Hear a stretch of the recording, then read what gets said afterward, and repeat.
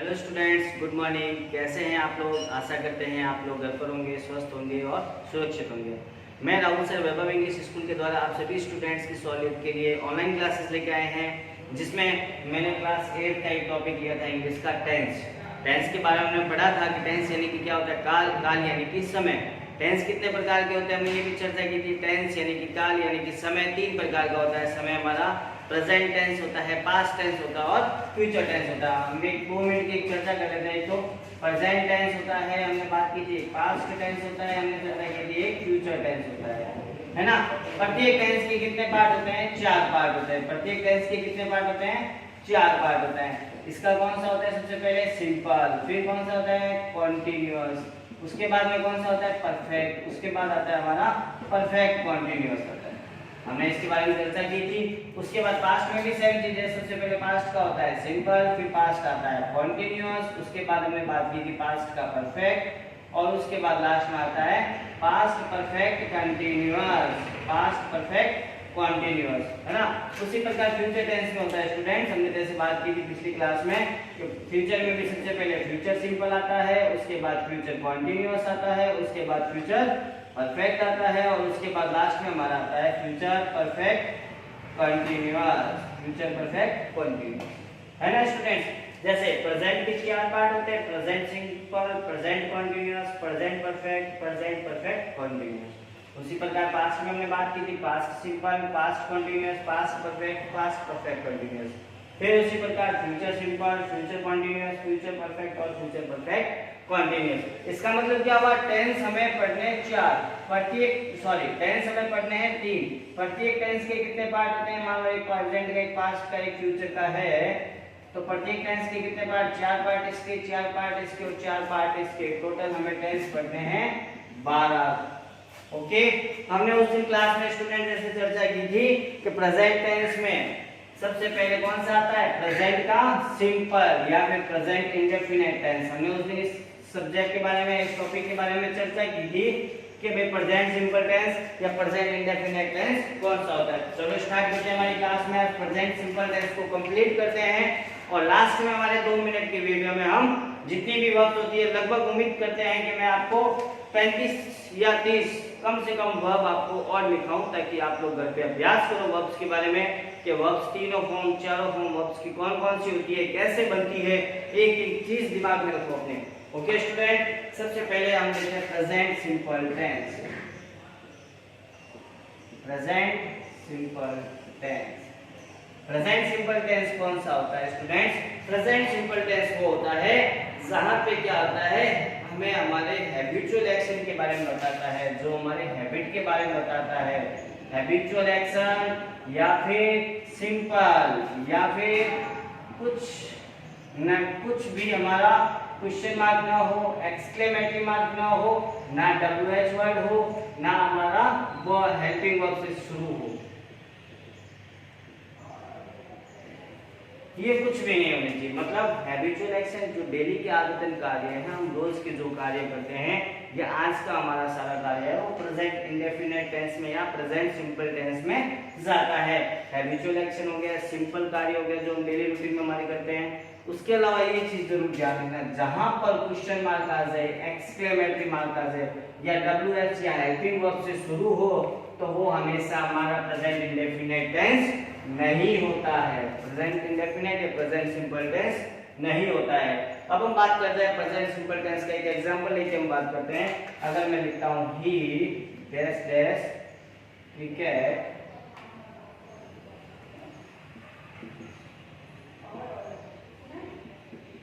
Bracket में verb लिख दिया हमने प्ले। देखो स्टूडेंट, हमने बात की ही, एग्जांपल लिखा हमने एक फर्स्ट, जैसे ही dash dash dash cricket bracket में प्ले। इसका मतलब हमें प्ले की वर्ब लिखनी है कि भाई की प्ले की कौन सी फॉर्म आएगी, first form, second form, is am are. 12 tense लिखे, 12 में से कौन सा आएगा इसमें से? तो बात सुनो, इसमें कहीं पे आपको क्वेश्चन मार्क मिला नहीं, कहीं पे आपको एक्सक्लेमेटरी मार्क मिला नहीं, और कहीं पर भी इस सेंटेंस में हमें कुछ और ऐसा नहीं बता रहा है जिससे लेके पास्ट के बारे में हो रहा है। अगर पास्ट के बारे में होता, पास्ट की कोई इंडिकेशन देता हमें ना कि 2006 में ये हुआ था, 2007 में ये हुआ, 1969 में ये हुआ, या जब भी गांधी जी का जन्म कब हुआ, डेथ कब हुई है ना, 2 अक्टूबर को हम गांधी जयंती बनाते हैं। ये सारे के सारे है ना, ये जो पास्ट के आधार पे। लेकिन यहाँ पे तो कुछ है नहीं, एकदम सिंपल सेंटेंस है, ही क्रिकेट, वह क्रिकेट खेलता है, प्ले। अब देखो सिंपल सेंटेंस है तो यहाँ पे अगर वर्ब की फर्स्ट फॉर्म ही लानी है, सिंपल होगा तो वर्ब की फर्स्ट फॉर्म लाएंगे तो प्ले। अब देखो सब्जेक्ट अगर हमने बात की थी सिंगुलर है तो वर्ब की फर्स्ट फॉर्म के साथ एस या एस लगेगा। अगर सब्जेक्ट सिंगुलर है तो वर्ब के साथ एस या एस लगेगा। सब्जेक्ट एक है ही मिस वह, तो इसके साथ एस लग जाएगा, प्लेज हो जाएगा, ही प्लेज हो जाएगा। तो हमारा फर्स्ट सेंटेंस बना ही प्लेज क्रिकेट। सेकंड लिखता हूं सेम इसी का, they dash dash dash cricket, bracket में वही प्ले।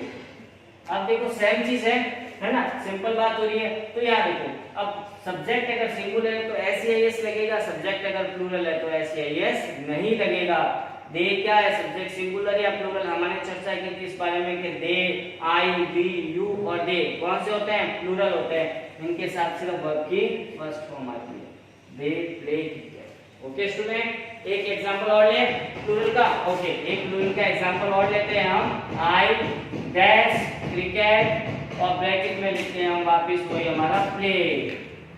ओके स्टूडेंट, अब देखो सेम चीज है। अब देखो बस हमें सब्जेक्ट को देखना है पहले। तो पहले ये देखो कि टेंस कौन सा है। सिंपल टेंस से कुछ भी नहीं कह रहा मैं यहाँ पे, पास्ट और के बारे में, फ्यूचर के बारे में है ना, तो ना कोई काम कंटिन्यूस हो रहा है, ऐसा भी कुछ नहीं है। तो सिंपल है तो वर्ब की फर्स्ट फॉर्म आएगी, उसके साथ एस या एस आएगा या नहीं आएगा वो डिपेंड करता है सब्जेक्ट पर। सब्जेक्ट प्लूरल है तो एस या एस नहीं आएगा, और सब्जेक्ट सिंगुलर है तो एस या एस आएगा। अब यहाँ पे देखो सब्जेक्ट हमारा क्या है, आई, आई वी यू दे प्लूरल होते हैं, तो इसीलिए इसके साथ एस या एस नहीं लगेगा, आई प्ले। ओके स्टूडेंट्स, अब आगे हम बात करते हैं कि प्रेजेंट सिंपल टेंस दो प्रकार के होते हैं। बात करते हैं प्रेजेंट सिंपल टेंस दो प्रकार के होते हैं। दो प्रकार के कौन कौन से होते हैं, हमने इसके बारे में थोड़ी सी चर्चा की थी। फर्स्ट नंबर पे मैंने लिखा था प्रेजेंट अफर्मेटिव सेंटेंस। प्रेजेंट में कौन सा था, प्रेजेंट सिंपल का अफर्मेटिव सेंटेंस।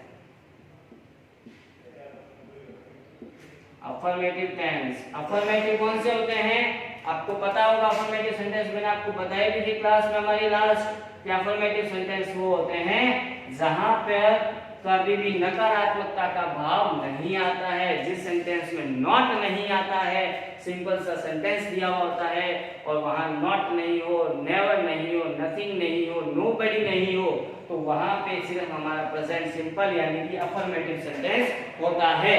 आप लिख लो, ऐड कर लो इस चीज को, राइट डाउन कर लो, मैं आपको इसकी डेफिनेशन लिख देता हूं।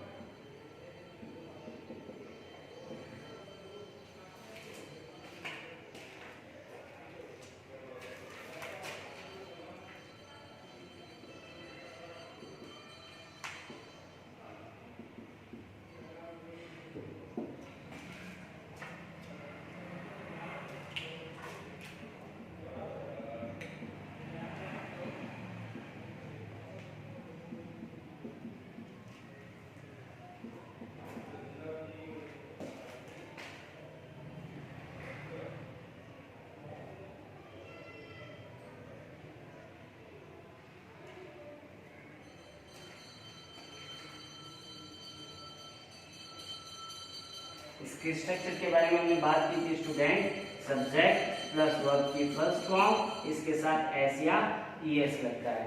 इसके साथ क्या लगता है, एस या ईएस। जैसे कि एग्जांपल में हम लिखते हैं, एक एग्जांपल लिखते हैं हम यहाँ पे, सी प्लेज हो जाएगा। सी क्या हो जाएगा, मैंने क्या लिखा, अफर्मेटिव में एस या es added in the first form of the verb. S या ईएस को ऐड किया जाता है फर्स्ट फॉर्म में वर्ब की, first form of the verb मतलब वर्ब की फर्स्ट फॉर्म में ऐड किया जाता है किसको, एस या ईएस को, with the third person singular, यानी कि थर्ड पर्सन सिंगुलर भी हो सकता है। थर्ड पर्सन सिंगुलर यानी कि कोई भी नाम हो सकता है, जैसे मोहन, सोहन, सीता, गीता, रीता, है ना, श्याम, कुछ भी नाम है ना, हो सकता है, या फिर ही शी इट, या फिर कोई सिंगुलर नाउन, जैसे सी था आ गया तो हमने क्या लिख दिया, सी प्लेज लिख दिया। हम अगर यहाँ पे एक एग्जांपल और ले, मोहन नाम आ गया तो मोहन क्या हो जाएगा, मोहन प्लेज हो जाएगा। ओके स्टूडेंट, मैंने यहाँ तक समझाया, आप उसको पहले राइट डाउन कीजिए, फिर हम आगे चलते हैं हमारे रूल्स की ओर। हाँ, तो हमने प्रेजेंट सिंपल में सबसे पहले अफर्मेटिव के बारे में बात की स्टूडेंट्स। अब हम इसका सेकंड आता है बी ऑप्शन, नेगेटिव सेंटेंस। दो प्रकार के होते हैं present simple tense, affirmative sentence और नेगेटिव सेंटेंस। नेगेटिव सेंटेंस कौन से होते हैं, जहां पर सेंटेंस में नेगेटिविटी आए, जहां पर सेंटेंस में, हाँ तो स्टूडेंट, नेगेटिव सेंटेंस कौन सा होता है, जहां पर सेंटेंस में नकारात्मक भाव आए। कौन सा भाव आए, नकारात्मक भाव आए, या फिर नॉट आए, या क्या है, नॉट आए। वो सारे सेंटेंस कौन से होते हैं, होते तो प्रेजेंट सिंपल है, लेकिन कौन से होते हैं, नेगेटिव सेंटेंस में आते हैं, प्रेजेंट सिंपल के नेगेटिव में आते हैं। अब नेगेटिव सेंटेंस की डेफिनेशन क्या होती है, आप लोग राइट डाउन कीजिए।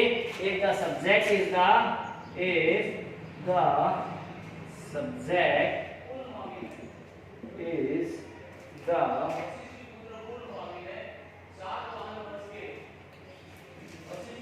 third person singular, third person singular, यानी कि he, she, it, या सिंगुलर नाउन, या फिर सिंगुलर नाउन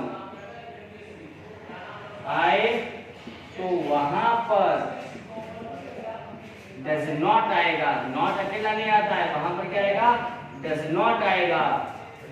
और if the subject is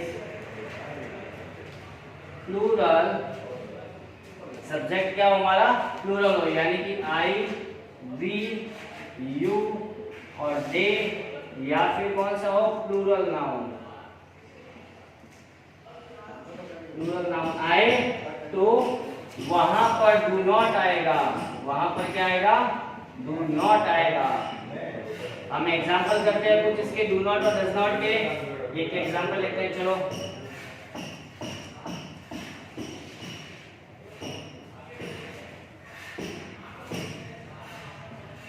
Sarita does not sing, सरिता गाना नहीं गा सकती है, या सरिता गाना नहीं गाती है। अगर मैं दूसरा एग्जांपल लूं, he do not play cricket, he do not play cricket, यानी कि वह क्रिकेट नहीं खेलता है, या उसके द्वारा क्रिकेट नहीं खेला जाता है। सरिता गाना नहीं गाती है, या सरिता के द्वारा गाना नहीं गाया जाता है। तो इसमें देखो, अगर सब्जेक्ट हमारा सिंगुलर होगा तो क्या आएगा, डज नॉट आएगा। सॉरी, यहाँ पर भी क्या आएगा, डज नॉट आएगा। अगर सब्जेक्ट हमारा सिंगुलर हो तो क्या आएगा, डज नॉट, और अगर सब्जेक्ट हमारा प्लूरल हो तो आएगा डू नॉट। जैसे कि एक एग्जांपल में हम ले लेते हैं प्लूरल का, आई या वी या यू या दे, कुछ भी ले लो चारों में से आप, और साथ में लगा दो do not swim, do not swim, यानी कि आई डू नॉट स्विम यानी कि क्या हो गया, मैं नहीं तैर सकता। वी डू नॉट स्विम यानी कि हम नहीं तैर सकते। यू डू नॉट स्विम यानी कि तुम नहीं तैर सकते या तुम स्विम नहीं कर सकते। दे डू नॉट स्विम यानी कि वे नहीं स्विमिंग कर सकते। ओके स्टूडेंट, तो नेगेटिव सेंटेंस जहां पर सेंटेंस में नकारात्मक भाव है, अगर सब्जेक्ट हमारा क्या हो, सिंगुलर हो, ही शी इट या सिंगुलर नाउन हो तो डज नॉट, और अगर प्लूरल हो तो वहां पे क्या आएगा, डू नॉट आएगा। ओके स्टूडेंट, अब हम आगे चलते हैं हमारे थर्ड नंबर पे इसमें।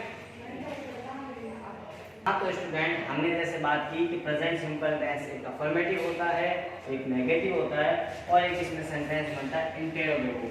इंटेरोगेटिव यानी कि जिसके अंत में क्या आएगा, क्वेश्चन मार्क आएगा। इंटेरोगेटिव सेंटेंस हमें पता कैसे चलेगा भाई वो प्रेजेंट टेंस है या पास्ट टेंस है या फ्यूचर टेंस है। प्रेजेंट सिंपल टेंस होगा अगर, तो उसकी शुरुआत कहाँ होगी, सेंटेंस की शुरुआत किससे होती है, सेंटेंस की शुरुआत होती है हमारी या तो डू नॉट से होती है या हमारा होती है डज नॉट से होती है।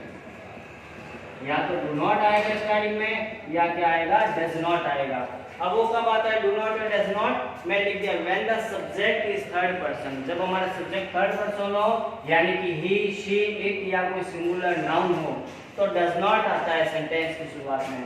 अगर when the subject is plural, subject हमारा क्या हो, प्लूरल हो यानी कि आई वी यू या फिर क्या हो दे और या फिर क्या हो प्लूरल नाउन हो, प्लूरल नाउन आए तो वहां पर क्या आएगा, डू नॉट आएगा, वहां पर क्या आएगा, डू नॉट आएगा। हम इसके कुछ एग्जाम्पल लिखते हैं, जैसे एक एग्जाम्पल लिखते हैं do we respect our elders, do we respect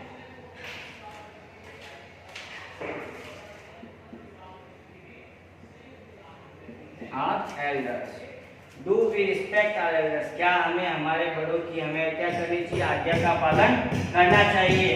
तो यहाँ पे देखो सब्जेक्ट हमारे क्या था, वी था, आई वी और यू और दे, इसके साथ क्या आता है, डू नॉट आता है। तो हमने सिंपल सा वो नेगेटिव में आता है, अगर नेगेटिव नहीं बना तो do we respect our elders बन जाएगा। और अगर नेगेटिव कोई सेंटेंस बनाना है तो हम क्या लिखेंगे,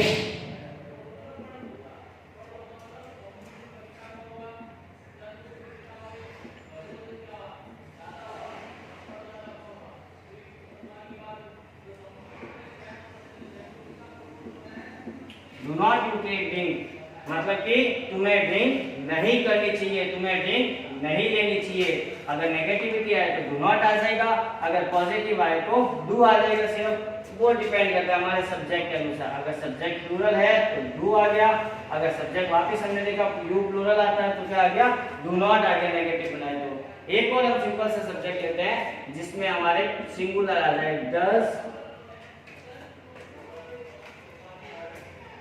सोनल डू हर वर्क, क्या सोनल अपना काम स्वयं करती है, does Sonal do her work, क्या सोनल अपना काम स्वयं करती है। हाँ तो स्टूडेंट थर्ड सेंटेंस लिखा does Sonal do her work, यानी कि सब्जेक्ट हमारा सोनल है तो सोनल सब्जेक्ट है, सब्जेक्ट यानी कि सिंगुलर है, सिंगुलर के साथ क्या आएगा, डज आएगा, does Sonal do her work.